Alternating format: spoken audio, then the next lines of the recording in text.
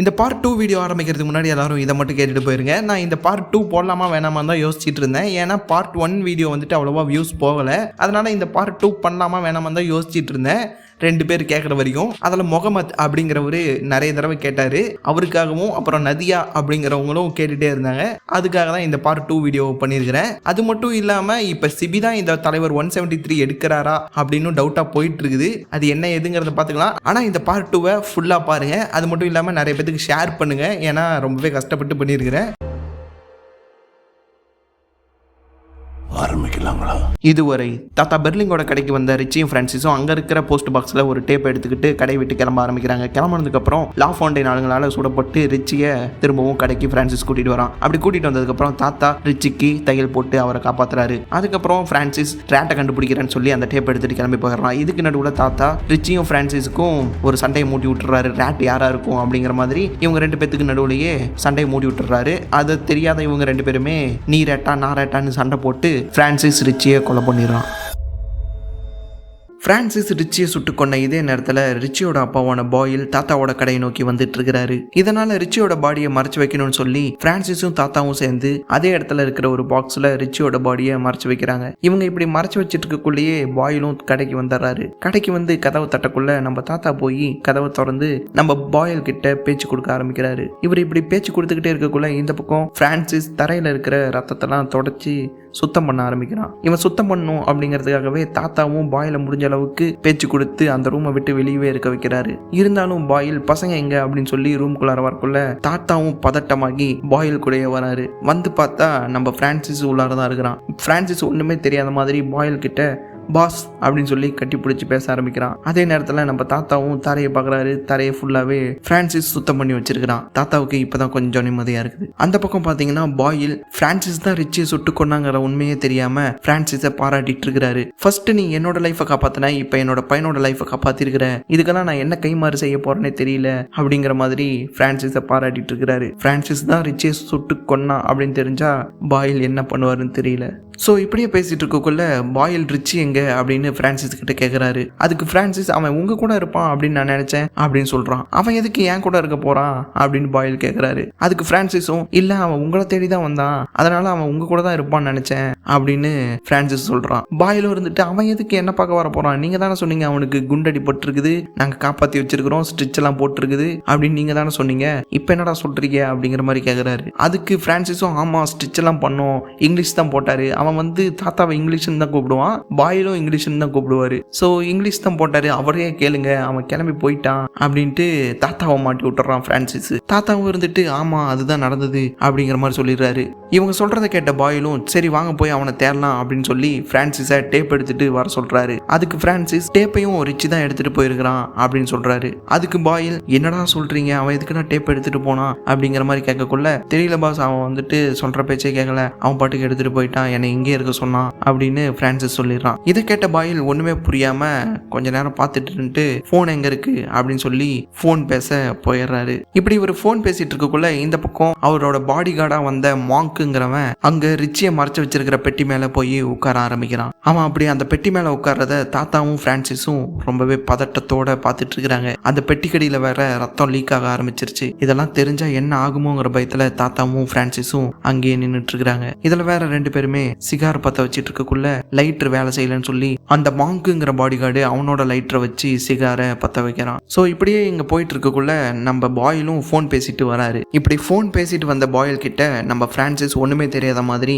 ஏதாவது நல்ல செய்தி கிடைச்சதா அப்படின்னு கேட்கறான். அதுக்கு பாயிலும் எந்த செய்தியும் நல்லதா கிடைக்கல, டேப்பையும் காணோம், என்னோட பையனையும் காணோம் அப்படின்னு சொல்லி அங்கேயே ஒரு சோஃபால உட்கார ஆரம்பிக்கிறாரு. இதை கேட்ட பிரான்சிஸ் நம்ம இங்கே இருந்தா மாட்டிப்போன்னு சொல்லி பாயில் கிட்ட பாஸ் நீங்க இங்கே இருங்க, நான் போய் ரிச்சி தேடிட்டு வரேன் அப்படின்னு சொல்லி இங்க இருந்து கிளம்ப ஆரம்பிக்கிறான். இதை பார்த்த தாத்தாவோ என்னடா என்னை மட்டும் தனியா மாட்டி விட்டு போற அப்படிங்கிற மாதிரி பார்த்துட்டு இருக்கிறாரு. பிரான்சிஸ் இதெல்லாம் கண்டுக்காம கடையை விட்டு கிளம்பி போயிடுறான். இதுக்கப்புறம் நம்ம தாத்தாவும் அவரோட ரூமுக்கு போய் அவரு ஒரு கோட் எடுத்து தைச்சிட்டு இருக்க ஆரம்பிக்கிறாரு. இப்படி இவர் தைச்சுக்கிட்டே இருக்கக்குள்ள நம்ம பாயிலும் அவரு இருக்க ரூமுக்குள்ளார போய் சுத்தி பார்க்க ஆரம்பிக்கிறாரு. அப்படி அவர் சுத்தி பார்த்துக்கிட்டே இருக்கக்குள்ள நம்ம தாத்தா உட்காந்துட்டு இருக்கிற அந்த டேபிள் மேல ஒரு கத்திரிக்கோலை பாக்குறாரு. அதை பாயில் எடுக்கலான்னு போகக்குள்ள நம்ம தாத்தா அந்த கத்திரிக்கோலை டக்குன்னு அவர் கையில இருந்து வாங்குறாரு. இதை பார்த்த பாயிலோ ஆச்சரியத்தோட நம்ம தாத்தாவை பார்க்கறாரு. தாத்தாவும் திரும்ப பாயில பார்த்து என்னை மன்னிச்சிடுங்க, நான் இந்த கத்திரிக்கோல்ல தான் என்னோட தொழிலை கத்துக்கிட்டேன். எவ்ரி சிங்கிள் கட்டும் நான் இந்த கத்திரிக்கோல்ல தான் பண்ணுவேன். இதை நான் இங்கிலாந்துல இருந்து வரக்குள்ள எடுத்துட்டு வந்தேன் அப்படிங்கிற மாதிரி அவரோட கதையை சொல்றாரு. அது சரி, நீ இது வரைக்கும் இங்கிலாந்துல இருந்து ஏன் வந்தேன்னு சொன்னதே இல்லையே அப்படின்னு பாயில் கேட்கக்குள்ள நம்ம தாத்தாவும் சொல்றாரு, அது ஒரு அண்டர் அட்டாக், அதனாலதான் நான் அங்க இருந்து வந்தேன் அப்படின்னு சொல்றாரு. யாரு, நாசிஸா அப்படின்னு பாயில் கேட்கக்குள்ள இல்ல, ப்ளூ ஜீன்ஸ் வாரு அப்படின்னு சொல்றாரு. பாயிலும் இதை சிரிச்சுக்கிட்டே கேட்டுட்டு அவரு தொழில் கத்துக்கிட்ட பொருள் எடுத்து நம்ம தாத்தா கிட்ட காமிக்கிறாரு. அதுதான் அவரோட பிஸ்டல். இந்த பிஸ்டல் எடுத்து நான் இதில் தான் தொழிலை கத்துக்கிட்டேன், இதில் தான் நான் எல்லா கொலையும் பண்ணியிருக்கிறேன் அப்படிங்கிற மாதிரி தாத்தா கிட்ட அவரோட கதையை சொல்றாரு. இதுக்கு நடுவுல நம்ம தாத்தா கிட்ட பாயில் கேட்கிறாரு, உனக்கு அவுட்ஃபிட்னா என்னன்னு தெரியுமா அப்படின்னு. அதுக்கு நம்ம தாத்தாவும் தெரியும், கிளாத்ஸ் எல்லாம் நான் வச்சிருக்கிறேன், எனக்கு தெரியும் அப்படிங்கிற மாதிரி சொல்றாரு. இதை கேட்ட பாயிலும், நீ நினைக்கிற மாதிரி இது இல்ல, அவுட்ஃபிட்டுங்கிறது ஒரு ஆர்கனைசேஷன், எங்களை மாதிரி கேங்ஸ்டர்ஸ் எல்லாத்தையும் பாதுகாக்கிறதே அந்த ஆர்கனைசேஷன் தான். FBI கிட்ட இருந்தும் போலீஸ் கிட்ட இருந்தும் எங்களை அவங்க தான் பாதுகாக்கிறாங்க. அவங்க கிட்ட இருந்து தான் அந்த டேப்புங்கிறது வந்துச்சு. ஒரு ரேட் எங்களுக்கே தெரியாம அந்த டேப்பை லாஃபான்டைன் ஆளுங்க கிட்ட கொடுக்கறதுக்கு போகக்குள்ள அந்த டேப்பை எங்களுக்கு அனுப்பிவிட்டு எங்களை பாதுகாக்க நினைச்சது தான் அவுட்ஃபிட். அந்த டேப் தப்பான கைகளுக்கு போனா அது ரொம்பவே ஆபத்து அப்படிங்கிற மாதிரி பாயில் சொல்றாரு. அதை கேட்டு நம்ம தாத்தாவும், அது சரி, இதெல்லாம் ஏன் என்கிட்ட சொல்றீங்க அப்படின்னு கேட்கக்குள்ள பாயில் இந்த இடத்துல ஒரு கேள்வியை கேட்பாரு பாருங்க, ஏன்னா ரிச்சியோட கோட் ஏன் இங்க இருக்குது அப்படின்னு. நம்ம தாத்தாவுக்கு கதி கலங்கி போயிடும். நம்ம தாத்தாவும் திரும்பி பார்த்துட்டு, அது ரிச்சி மறந்துட்டு ஏது போயிருப்பாரு அப்படின்னு சொல்றாரு. அதுக்கு நம்ம பாயில், இந்த டிசம்பர்ல இந்த குளிர்ல அவன் ஏன் கோட்டை விட்டுட்டு போகணும், உண்மையை சொல்லு, என்ன நடந்துச்சு நைட்டு அப்படின்னு கேட்க ஆரம்பிக்கிறாரு. நம்ம தாத்தாவுக்கு இல்ல, ரொம்பவே பயந்து போயிருக்கிறாரு. இந்த நேரத்துல பாயிலும் தாத்தாவை மிரட்டி கேள்வி கேட்க ஆரம்பிக்கிறாரு. அது மட்டும் இல்லாம இவர் கூட வந்த பாடி கார்டை கூப்பிட்டு, நான் 5 எண்ணத்துக்குள்ளார நீ உண்மையை சொல்ற, இல்லைன்னா அவன் உன்னை சுற்றுவான் அப்படின்னு சொல்லி தாத்தாவை மிரட்டி 5 எண்ண ஆரம்பிக்கிறாரு. அப்படியே எண்ணிக்கிட்டே இருக்கக்குள்ள கரெக்டா 3 எண்ணெய் வரக்குள்ள நம்ம தாத்தாவும், நான் சத்தியம் பண்ணி கொடுத்துட்டேன் அவனுக்கு அப்படின்னு சொல்றாரு. என்ன சத்தியம் பண்ணி கொடுத்த? இல்ல, நைட் என்ன நடந்துச்சுங்கிற உண்மையை நான் சொன்னேன்னா அவன் என்னை கொன்னுடுவான், நான் சத்தியம் பண்ணி கொடுத்துட்டேன், சொல்ல மாட்டேன்னு அப்படின்னு நம்ம தாத்தா சொல்றாரு. நீ என்னன்னு சொல்லு அப்படின்னு பாயில் திரும்ப கேட்கக்குள்ள நம்ம தாத்தாவும், பிரான்சிஸ் சுட்டான் அப்படின்னு சொல்ல வரக்குள்ள கடைக்குள்ளார நம்ம மேபிள் வந்துடுறா. மேபிளை கூட்டிட்டு வந்ததே நம்ம பிரான்சிஸ் தான். பிரான்சிஸ் அப்படியே தப்பிச்சு போனா பிரான்சிஸ் தான் கொன்னாங்கிறது பாயிலுக்கு தெரிஞ்சிடுங்கிறதுனால மேபிள் மேல பழிய போடலான்னு மேபிளை நம்ம பிரான்சிஸ் கடைக்கு கூட்டிட்டு வந்திருக்கிறான். இதை பார்த்து நம்ம தாத்தா ரொம்பவே கவலைப்படுறாரு. ஏன்னா மேபிளை பொண்ணு மாதிரி பார்த்தாரு நம்ம தாத்தா. அப்படி இருக்கக்குள்ள பிரான்சிஸ் மேபிளை மாட்டி விடுறத நம்ம தாத்தாவால ஏத்துக்கவே முடியல. இப்படி நம்ம தாத்தா பார்த்துக்கிட்டே இருக்கக்குள்ள பாயில் நடுவுல பூந்து, நீ அவனை பார்க்காத, என்ன பாரு, உண்மை என்னங்கிறத சொல்லு, அவனை காப்பாத்த நினைக்கிறியா, யாரை காப்பாத்த நினைக்கிற, உண்மையை சொல்லு, பிரான்சிஸ் யாரை சுட்டான் அப்படின்னு கேட்கக்குள்ள பிரான்சிஸ் ஒரு நிமிஷம் நம்ம தாத்தாவோட மூஞ்ச பார்த்துட்டு, என்ன கிளவா மாட்டி விட்டியா அப்படிங்கிற மாதிரி முறைக்கிறான். இதே நேரத்துல நம்ம தாத்தாவும் பிரான்சிஸ் சுட்டான் அப்படின்னு மறுபடியும் சொல்ல வரக்குள்ள பிரான்சிஸ் கண் எடுத்து மேபிளோட தலையில வச்சு லைட்டா ட்ரிகர் பண்ண ஆரம்பிக்கிறான். அப்போ நம்ம தாத்தா என்ன பண்றதுன்னு தெரியாம டக்குன்னு ஒரு பொய்யை சொல்ல ஆரம்பிக்கிறாரு. பிரான்சிஸ் சுட்டான், லாஃபான்டைன் ஆளுங்கள்ல 4 பேர்த்த சுட்டான், ஆனா ரிச்சி ஒருத்தரை கூட சுடல. அந்த அவமானத்தை அவனால ஏத்துக்க முடியல, உங்ககிட்ட எப்படி சொல்றதுன்னு அவன் கவலைப்பட்டான். அதனால அவன் லாஃபான்டைன் ஆளுங்கள்ல சில பேரை கொன்னுட்டு தான் வருவேன்னு சொல்லி கிளம்பி போயிட்டான். அதை நான் யாருக்கிட்டையும் சொல்லக்கூடாதுன்னு என்கிட்ட சத்தியம் வாங்கிட்டான். அதனாலதான் என்னால சொல்ல முடியல. தாத்தா சொன்னதெல்லாம் கேட்டு ஒண்ணுமே புரியாம நின்றுட்டு இருந்த பாயில் கிட்ட பிரான்சிஸ், இவளுக்கு எல்லா உண்மையுமே தெரிஞ்சிருக்கிறதுக்கு வாய்ப்பு இருக்குது, இவதான் ரிச்சியோட கேர்ள் ஃப்ரெண்ட், இவளுக்கு எல்லா உண்மையும் தெரியும் அப்படிங்கிற மாதிரி சொல்றான். இதை கேட்ட பாயிலும், இங்க வாமா, உன்னோட பேர் என்ன அப்படின்னு மேபிள கேக்குறாரு. அதுக்கு மேபிளும், என்னோட பேரு மேபிள் ஷெயின் அப்படின்னு சொல்றா. இதை கேட்ட பாயில், ஷெய்னா, ரயன் ஷெயினோட பொண்ணானியே, அவன் ஒன்ஸ் அப்பான டைம் என்கிட்ட வேலை செஞ்சிட்டு இருந்தான், அவனுக்கு அந்த மாதிரி நடந்திருக்க கூடாது, என்ன மன்னிச்சிடுமா. இவர் ஏன் இப்படி சொல்றாருன்னா, சில வருஷங்களுக்கு முன்னாடி மேபிளோட அப்பாவான ரயன் ஷெயின் இவர்கிட்ட தான் வேலை செஞ்சிட்டு இருந்தாரு. அப்படி செஞ்சிட்டு இருக்கக்குள்ள 2 கேங்குக்கு நடுவில் நடந்த சண்டையில அவர் இறந்து போயிருக்கிறாரு. அவர் இறந்து போனதுக்கான காரணம் பாயில் தாங்கிற கோவம் நம்ம மேபிள் கிட்ட இருக்குது. அதனால மேபிள், இத கஷ்டம்லாம் உங்களுக்கு தெரியாது அப்படிங்கிற மாதிரி ரொம்ப கோவமா பேசுறா. இப்படி இவ பேசிட்டு இருக்கக்குள்ள நம்ம தாத்தாவும், மேபிள் இந்த தப்பெல்லாம் செஞ்சிருக்கிறதுக்கு வாய்ப்பு இல்ல, அவ என்னோட பொண்ணு மாதிரி, அவளை எனக்கு நல்லாவே தெரியும், அவ இந்த மாதிரி எல்லாம் பண்ண மாட்டா அப்படின்னு பாயில் கிட்ட சொல்றாரு. இதெல்லாம் சொல்லியுமே பாயில் என்ன சொல்றாருன்னா, இவளை விசாரிங்க அப்படின்னு சொல்லி பிரான்சிஸ் கிட்டையும் அந்த மாங்கு கிட்டையும் மேபிளை அனுப்பி வச்சாரு. இதை பார்த்தா தாத்தாவால ஒண்ணுமே பண்ண முடியல. பழசெல்லாம் அவருக்கு ஞாபகம் வருது, பிளாஷ்பேக் எல்லாம் அவர் கண்ணுல வந்து போகுது. அதனால தாத்தா இங்க இருந்து கிளம்பலாம் அப்படின்னு போகக்குள்ள பிரான்சிஸ் அதை பார்த்து, எங்க போற நில்லு அப்படின்னு கண்ணை காட்டி மிரட்ட ஆரம்பிக்கிறான். இதை பார்த்த பாயிலும், நீ என்ன பண்ணிட்டு இருக்கிற அப்படிங்கிற மாதிரி கேட்கிறாரு. நம்ம தாத்தாவும் அதுக்கு, என்னால இதெல்லாம் பார்க்க முடியல, ஏன் இப்படி பண்றீங்க, ஏன் உன்னால இதெல்லாம் பார்க்க முடியல, என்னாச்சு அப்படின்னு பாயில் கேட்கிறாரு. அதுக்கு நம்ம தாத்தாவும், நான் சிகாகோவுக்கு வந்த காரணமே ப்ளூ ஜீன்ஸ் இல்ல, அங்க இங்கிலாந்துல என்னோட ஷாப் ஃபுல்லா ஃபயர் ஆக்சிடென்ட்டால எரிஞ்சு போச்சு. அதுல என்னோட மனைவியும் என்னோட பொண்ணும் இறந்து போயிட்டாங்க. என்னோட பொண்ணும் கிட்டத்தட்ட மேபிள் மாதிரி தான் இருப்பா. அதனால மேபிளை நீங்க ஹெட் பண்றது என்ன ஹெட் பண்ற மாதிரி. அது மட்டும் இல்லாம அந்த சீசரை என்னோட ஒய்ஃப் தான் எனக்கு கிஃப்டா கொடுத்தா அப்படிங்கிற மாதிரி தாத்தா ரொம்பவே ஃபீலிங்கா சொல்லிட்டு இருக்கிறாரு. இதை கேட்டு பாயிலும் கொஞ்சம் மனசு இறங்கி வராரு. இப்படி இவங்க பேசிட்டு இருக்கக்குள்ளேயே கடையோட போன் ரிங் ஆக ஆரம்பிக்குது. அதை நம்ம தாத்தாவை எடுக்க சொல்றாரு பாயில். எடுத்து பேசின நம்ம தாத்தாவும் கொஞ்ச நேரம் பேசிட்டு பாயில் கிட்ட வந்து ரிச்சி இருக்கிற இடம் எதுன்னு தெரிஞ்சிருச்சு, இந்த அட்ரஸ்ல தான் ரிச்சி இருக்கிறாராம், போய் பாருங்க அப்படின்னு ஒரு பேப்பரை கொடுக்குறாரு. இதை பார்த்த பாயிலும் சரி வாங்க போய் பார்க்கலாம் அப்படின்னு சொல்லி அந்த பேப்பரை வாங்கிட்டு கிளம்ப ஆரம்பிக்கிறாரு. அப்போ பிரான்சிஸ் நீங்க போங்க பாஸ், நான் இங்க இருந்து இவங்களை பாத்துக்கிறேன் அப்படின்னு சொல்லிட்டு பாயில மட்டும் அனுப்பி வைக்கிறாரு. இப்படி பாயில் கிளம்பினதுக்கு அப்புறம் துப்பாக்கி முனையில நம்ம தாத்தாவையும் மேபிளையும் பிரான்சிஸ் மிரட்ட ஆரம்பிக்கிறான். நான் இவளை போட்டு தள்ளிடுறேன், அதுக்கப்புறம் நாம 2 பேரும் தப்பிச்சிடலாம் இவ மேல பழிய போட்டு அப்படின்னு பிரான்சிஸ் சொல்றான். அதுக்கு தாத்தா இங்க நாம 2 பேர் உயிரோட இருக்கிறத விட மேபிள் உயிரோட இருக்கிறது முக்கியம், ஏன்னா அப்பதான் அவ லா ஃபவுண்டைன் ஆளுங்களுக்கு கால் பண்ணுவா அப்படின்னு தாத்தா சொல்றாரு. அதுக்கு பிரான்சிஸும் இவ கால் பண்ணுவாளா அப்படின்னு கேக்குறான். ஆமா அவ தான் கால் பண்ணுவா அப்படின்னு தாத்தா சொல்றாரு. மேபிளும் இருந்துட்டு நான் கால் பண்ணுவேன், நான் எதுக்கு கால் பண்ணுவேன் அப்படின்னு கேக்குறா. அப்பதான் நம்ம தாத்தா மிகப்பெரிய ட்விஸ்டை இந்த இடத்துல உடைக்கிறாரு. ஏன்னா நீதான் ரேட் அப்படின்னு தாத்தா சொல்றாரு. இதை கேட்ட பிரான்சிஸால எதையுமே நம்ப முடியல. அதனால கன்னை இறக்கிட்டு தாத்தா சொல்றதை கேட்க ஆரம்பிக்கிறான். நம்ம தாத்தாவும் ஒவ்வொரு உண்மையா புட்டு புட்டு வைக்கிறாரு. இதுக்கு முன்னாடி ஸ்னோ குளோ மாதிரியான பொருள் மேபிளுக்கு வந்திருக்கும்ல, அது எல்லாமே லா ஃபவுண்டைன் ஆளுங்க கிட்ட இருந்து வந்தது. அது மூலியமா தான் லா ஃபவுண்டைனை இவ கான்டாக்ட் பண்ணிருக்கிறா. இவ கான்டாக்ட் பண்ணி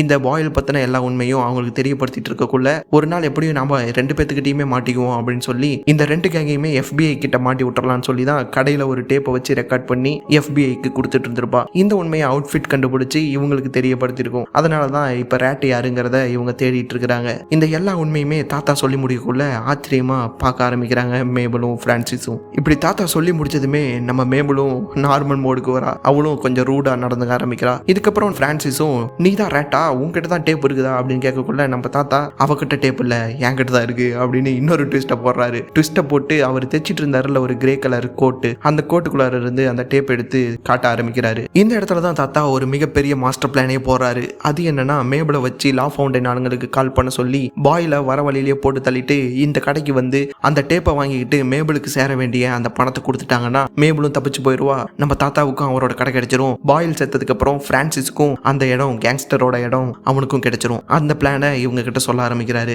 இதை கேட்ட பிரான்சிஸ் நான் எப்படி அவருக்கு துரோகம் பண்ணுவேன் அப்படின்னு நினைக்கிறேன் அப்படிங்கிற மாதிரி தாத்தா கிட்ட கேட்கறான். அதுக்கு தாத்தாவும் அவனை எப்படியோ ஒன்று கன்வின்ஸ் பண்ணி ஓகே பண்ண வச்சிடறாரு. அதுக்கப்புறம் மேபிளும் போய் அந்த லா ஃபவுண்டைன் ஆளுங்களுக்கு கால் பண்ணிட்டு வரா. கால் பண்ணிட்டு வந்ததுக்கு அப்புறம் ரிச்சியோட பாடி எங்க இருக்குது அப்படின்னு கேட்கறா. அதை அந்த பொட்டிக்குள்ளார திறந்து காமிக்கிறாங்க தாத்தாவும் பிரான்சிஸும். இப்படி மேபிள் ரிச்சியோட பாடியை பார்த்துட்டு இருக்கக்குள்ளேயே லா ஃபவுண்டைன் ஆளுங்க கடைக்கு வந்துடுறாங்க. அவங்க கடைக்கு வந்த அந்த நேரத்துல பிரான்சிஸ் தாத்தா போட்ட பிளானையே சொதப்புற மாதிரி இன்னொரு பிளான் போட ஆரம்பிக்கிறான். அவன் என்ன நினைக்கிறான்னா பாயில் செத்ததுக்கு அப்புறம் நம்ம தான் எப்படியும் தலைவனாவும், அப்ப இந்த கேங் நமக்கு எதிராக இருப்பாங்க, அதனால இவங்களை இப்பயே போட்டு தள்ளிடலாம் அப்படின்னு அவன் நினைக்கிறான். அதனால என்ன சொல்றான்னா நான் போய் ஒளிஞ்சிக்கிறேன், அவங்க வந்ததுக்கு அப்புறம் அவங்கள சுட்டு கொன்னுறேன் அப்படின்னு தாத்தா கிட்ட சொல்லிட்டு அவன் ஒரு கதவு பின்னாடி போய் ஒளிஞ்சிக்க ஆரம்பிக்கிறான். இதை பார்த்த தாத்தாவுக்கோ நம்ம இவ்வளவு கஷ்டப்பட்டு இவ்வளவு பிளான் போட்டா அது எல்லாத்தையும் சொதப்புற மாதிரி இவன் ஒண்ணு பண்ணிட்டு இருக்கிறானே அப்படிங்கிற மாதிரி அவர் யோசிச்சுட்டு இருக்கிறாரு. அப்படியே இருந்தாலுமே வேற என்ன பண்ண முடியும். அதனால தாத்தாவும் சரின்ட்டு அந்த லா ஃபவுண்டைன் ஆளுங்களை உள்ளார கூப்பிட்டு அந்த டேப்பை கொடுத்துட்டு பணத்தை வாங்க ஆரம்பிக்கிறாரு. அப்படி வாங்கிட்டு இருக்கக்குள்ள இந்த பிரான்சிஸை இப்படியே விட்டா சரி வராது அப்படின்னு சொல்லி